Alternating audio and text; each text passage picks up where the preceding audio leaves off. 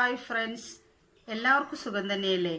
ഈ ലോക്ക്ഡൗൺ കാലം നമുക്ക് കുറച്ച് പഠിച്ചാലോ? യൂട്യൂബിലൂടെ നമുക്ക് കുറച്ച് നേരം ലെവലിങ്ങിനെ കുറിച്ച് പഠിക്കാം. എന്താണ് ലെവലിംഗ്? നമ്മൾ ചെയിൻ സർവേയും കോമ്പസ് സർവേയും പ്ലെയിൻ ടേബിൾ സർവേയും ഒക്കെ പഠിച്ചു. അതിൽ നിന്ന് നമുക്ക് ലീനിയർ മെഷർമെൻറ്റ്സും ആംഗുലർ മെഷർമെൻറ്റ്സും ഒക്കെ എടുക്കാൻ നമ്മൾ പഠിച്ചു. എന്നാൽ എങ്ങനെയാണ് ലെവൽ ഡിഫറൻസ് അഥവാ വെർട്ടിക്കൽ ഡിസ്റ്റൻസ് മെഷർ ചെയ്യാം എന്ന് നോക്കാം. ഇതിന് വെർട്ടിക്കൽ ഡിസ്റ്റൻസ് മെഷർ ചെയ്യാൻ വേണ്ടി ഉപയോഗിക്കുന്ന ഇൻസ്ട്രുമെൻ്റ് ആണ് ലെവൽ, അല്ലെങ്കിൽ അതിനെ നമ്മൾ ലെവലിംഗ് എന്ന് പറയുന്നു. സാധാരണയായിട്ട് എന്തിനാണ് നമ്മൾ ലെവലിംഗ് കണ്ടുപിടിക്കുന്നത്? ഒരു ഗ്രൗണ്ടിലെ, അതായത് ഒരു സൈറ്റിലെ ലെവൽ ഡിഫറൻസ് എന്തിനാണ് നമ്മൾ സിവിൽ എഞ്ചിനീയേഴ്സ് എടുക്കുന്നത്? കാരണം ഏതൊരു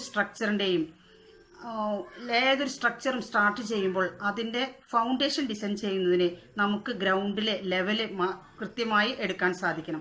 ആ ലെവൽ അറിഞ്ഞു കഴിഞ്ഞാൽ മാത്രമാണ് നല്ലൊരു ഫൗണ്ടേഷൻ ഡിസൈൻ ചെയ്യാൻ സാധിക്കുള്ളൂ. ഇതിനു വേണ്ടി ചെയ്യുന്ന പ്രോസസ്സിനെയാണ് നമ്മൾ ലെവലിംഗ് എന്ന് പറയുന്നത്. എന്താണ് ലെവലിംഗ്? ലെവലിംഗ് എന്ന് പറഞ്ഞാൽ ഹോറിസോണ്ടൽ സൈറ്റിൽ നിന്ന് താഴെയോ മുകളിലേക്കുള്ള വെർട്ടിക്കൽ ഡിസ്റ്റൻസ് മെഷർ ചെയ്യുന്നതിനെയാണ്. ഒരു സിവിൽ എഞ്ചിനീയറിനെ സംബന്ധിച്ചിടത്തോളം എങ്ങനെയാണ് നമുക്ക് ലെവലിംഗ് ഉപകാരപ്പെടുന്നതെന്ന് നോക്കാം. അതായത് സാധാരണ നമ്മളൊരു സ്ട്രക്ചർ പണിയുമ്പോൾ building, road, railway, dam, bridge, canal et cetera എന്നിവയൊക്കെ പണിയുന്നതിന് മുൻപ് നമ്മൾ അതിൻ്റെ ഫൗണ്ടേഷൻ ഡിസൈൻ ചെയ്യണം. ആ ഫൗണ്ടേഷൻ ഡിസൈൻ ചെയ്യണമെങ്കിൽ ആ സ്ഥലത്തിൻ്റെ യഥാർത്ഥ ലെവൽ ഡിഫറൻസ് നമുക്ക് തീർച്ചയായും അറിഞ്ഞിരിക്കണം. ഇത് അറിയാൻ വേണ്ടിയാണ് നമ്മൾ ലെവലിംഗ് ചെയ്യുന്നത്. ഒരു ലെവലിംഗ് ചെയ്യാൻ വേണ്ടി എന്തൊക്കെ ഇൻസ്ട്രുമെൻ്റാണ് നമ്മൾ സാധാരണയായിട്ട് ഉപയോഗിക്കുന്നത്? ഒരു ലെവലിംഗ് സ്റ്റാഫ്. ലെവൽ എന്ന് പറഞ്ഞു കഴിഞ്ഞാൽ ഒരു ലെവലിംഗ് ഹെഡ് ഉണ്ടാവും, അതിൽ ലിംബ് പ്ലേറ്റ് ഉണ്ടാവും, ടെലസ്കോപ്പ് ഉണ്ടാവും, ബബിൾ ട്യൂബ് ഉണ്ടാവും, ട്രൈപോഡ് ഉണ്ടാവും. സാധാരണയായിട്ട് ട്രൈപോഡിൻ്റെ മുകളിലാണ് ഈ ലെവൽ ഫിക്സ് ചെയ്യുന്നത്. ലെവലിംഗ് ഹെഡും ട്രൈപോഡും തമ്മിൽ ഒരു സ്ക്രൂ വെച്ച് നമ്മൾ സാധാരണയായിട്ട് ടൈറ്റ് ചെയ്യും. ഇത് നമുക്ക് കൂടുതൽ ഇൻസ്ട്രുമെൻ്റ് കാണുമ്പോൾ പെട്ടെന്ന് അത് മനസ്സിലാക്കാൻ സാധിക്കും. നമുക്ക് വീഡിയോയിൽ പരിമിതിയുള്ളത് കൊണ്ട് നമുക്കിങ്ങനെയൊക്കെ അതിൻ്റെ വേർഡ്സുകൾ മാത്രം പഠിക്കാൻ പറ്റുള്ളൂ.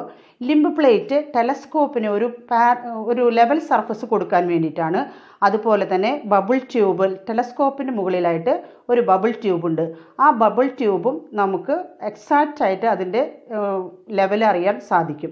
ഇനി ഏതൊക്കെ തരത്തിലുള്ള ലെവലുകൾ, ടൈപ്സ് ഓഫ് ലെവലുകൾ, അതായത് dumpy level, Y level, Cooke's reversible level, Cushing's level, tilting level and automatic level. സാധാരണയായി ഉപയോഗിക്കുന്നതാണ് ഡംപി ലെവൽ. നിങ്ങൾ ഫിഗറിൽ കാണുന്നതാണ് നമ്മൾ ഉപയോഗിക്കുന്ന ലെവൽ. അതായത് ഇപ്പോൾ ഉപയോഗിക്കുന്നത് വളരെ ചെറിയൊരു ഇൻസ്ട്രുമെൻ്റാണ്, ഹാൻഡിൽ ചെയ്യാനൊക്കെ വളരെ ഈസി ആയിട്ടൊരു ഇൻസ്ട്രുമെൻ്റാണ്. എന്നാൽ ഫിഗറിൽ കാണുന്നത് മുൻകാലങ്ങളിൽ ഉപയോഗിച്ചിരുന്നതാണ്. അതിൻ്റെ പാർട്സുകളൊക്കെ നമുക്ക് കാണാൻ സാധിക്കും. Levelling head, eyepiece, diaphragm, telescope, spirit level എന്നിങ്ങനെ പാർട്ടുകളൊക്കെ നമുക്ക് അതിൽ കാണാൻ സാധിക്കും. നിങ്ങൾ ഫിഗർ ഒന്ന് ശ്രദ്ധിച്ച് നോക്കിയാൽ മതി. അടുത്തതാണ് ലെവലിംഗ് സ്റ്റാഫ്. ലെവലിംഗ് സ്റ്റാഫ് എന്ന് പറഞ്ഞു കഴിഞ്ഞാൽ സ്ട്രെയിറ്റ് റെക്റ്റാങ്കുലർ ഷേപ്പിൽ ഒരു വുഡൻ്റെയോ അല്ലെങ്കിൽ അലുമിനിയത്തിൻ്റെ ഒരു റോഡാണ്. അതിൽ നമ്മൾ മീറ്ററോ അതുപോലെ അതിൻ്റെ സ്മോളർ ഡിവിഷൻസൊക്കെ മാർക്ക് ചെയ്തിട്ടുണ്ട്. ബോട്ടമിൽ നിന്നാണ് സീറോ സ്റ്റാർട്ട് ചെയ്യുന്നത്. സാധാരണയായിട്ട് നമ്മൾ കാണുമ്പോൾ ബ്ലാക്ക് ആൻഡ് വൈറ്റ് സ്ട്രൈപ്സ് ഇട്ടിരിക്കുന്ന പോലെയാണ് തോന്നുക.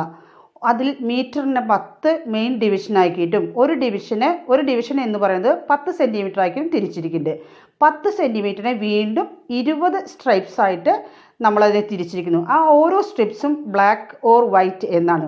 ഓരോ സ്ട്രൈപ്സിൻ്റെയും തിക്നെസ് എന്ന് പറയുന്നത് 5 mm അല്ലെങ്കിൽ 0.005 മീറ്റർ ആണ്. ഇതാണ് നമുക്ക് അതിൻ്റെ ലീസ്റ്റ് കൗണ്ട്, ഏറ്റവും ചെറിയ മെഷർമെൻറ്റ്സ് എടുക്കാൻ പറ്റുന്നത്.